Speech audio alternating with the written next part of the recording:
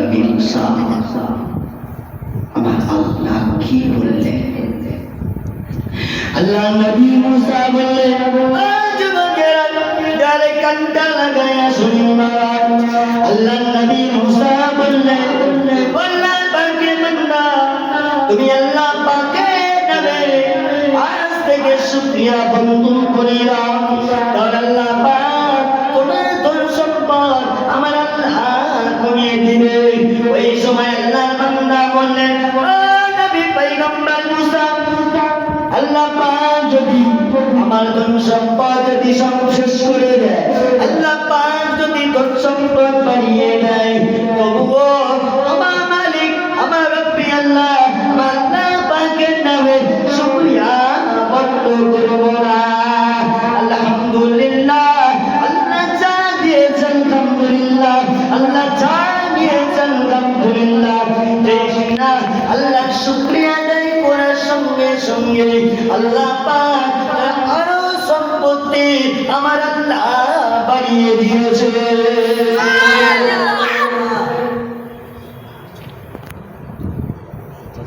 আল্লাহ নবী মুসা বললেন, তুমি আল্লাহর প্রতি শুকরিয়া করবে না, তাহলে আল্লাহ তোমাকে ধন সম্পদ আমার আল্লাহ কমিয়ে দিবে। আল্লাহ নবী আল্লাহ যদি সমস্ত সম্পদ যদি কেড়ে দেয়, আল্লাহ যদি সমস্ত সম্পদ যদি আরো দ্বিগুণ বাড়িয়ে দেয়, তবু আমার মালিকের প্রশংসা আমি ছাড়ব না। আলহামদুলিল্লাহ।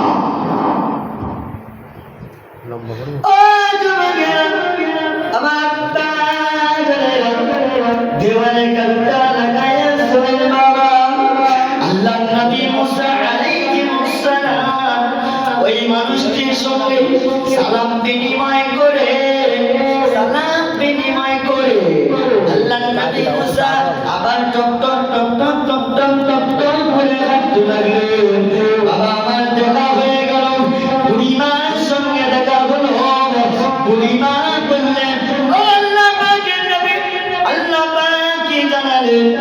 আল্লাহ নবী মুসা বললেন, ও বুড়িমা, তুমি আমার রব্বি আল্লাহ প্রতি বেশি বেশি করে আমার আল্লাহ শুকরিয়া করতে বলেছে। বুড়িমা বললেন, আল্লাহ নবী মুসা, আমি তো সবসময় ওই আল্লাহর প্রতি শুকরিয়া করি, তাহলে আল্লাহ আমার ধন সম্পদ কেন বাড়ালেন না? আমি না না না, আমি আর শুকরিয়া করব না। যে কিনা এই কথা বলার সঙ্গে সঙ্গে এমন করে একটা ঝড়, ওই ঝড় এসে বুড়িমার যা কিছু ছিল সব কিছু উড়ে চলে গিয়েছে। ওই সময় বুড়িমা কেঁদে কেঁদে বললে, আল্লাহ পাকের নবী মুসা, আমার ভুল হয়ে গিয়েছে, আমার অন্যায় হয়ে গিয়েছে। আল্লাহ পাক যদি না আমার কিছু না দেয়, তাও আমি আল্লাহ শুকরিয়া করব আলহামদুলিল্লাহ। যেদিন আলহামদুলিল্লাহ বলার সাথে সাথে আমার আল্লাহ ওই বান্দিকে আমার আল্লাহ ধন সম্পদ বাড়িয়ে দিয়েছে।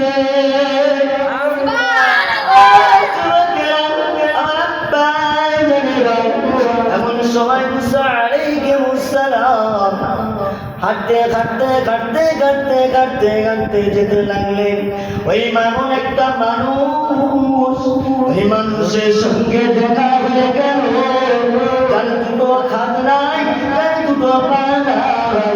ওই মানুষটি বললেন, আল্লাহ পাকের নবী মুসা। আল্লাহ পাক কি বললেন? আল্লাহ পাক কি জানালেন? আল্লাহ নবী মুসা বললেন, আল্লাহ পাকের বান্দা, আল্লাহ পাক জানালেন, আল্লাহ পাকের জাহান্নাম সৃষ্টি করেছে।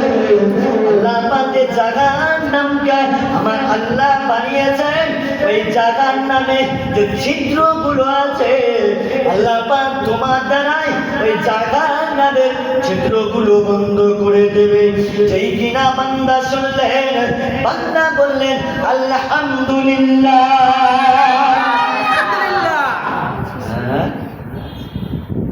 জাহান্নামের ছিদ্র বন্ধ করবে, তাহলে আল্লাহ আল্লাহ তো আমার দ্বারা কিছু না কিছু করবে, তাই আল্লাহ আমাকে যেই কিনা আলহামদুলিল্লাহ বললেন, আমার আল্লাহ পাক বললেন, ও জিবরাইল যাও যাও যাও যাও আমার মুসার কাছে চলে যাও। মুসা আলাইহিস সালামকে জানাতে লাগলেন, আল্লাহ পাকের নবী মুসা আলাইহিস সালাম ওই বান্দার শুকরিয়া করার কারণে আমার আল্লাহ পাক ওই বান্দার নামে আমার আল্লাহ একটা জান্নাত লিখে দিলেন। তাহলে এর দ্বারা বোঝা যায় কি আল্লাহ পাকের কাছে শুকরিয়া করতে হবে। হ্যাঁ, আমরা কি করি? আল্লাহ পাকের কাছে দোয়া চাই, আল্লাহ আমার ধন সম্পদ বাড়িয়ে দাও, অর্থ করে দাও, বড় লোক করে দাও, গাড়ি বাড়ি করে দাও, সোনা দানা করে দাও। আর হ্যাঁ, আল্লাহ পরীক্ষা নেই তো, আর যদি একটু দিতে দেরি হয় আল্লাহ দেয় না।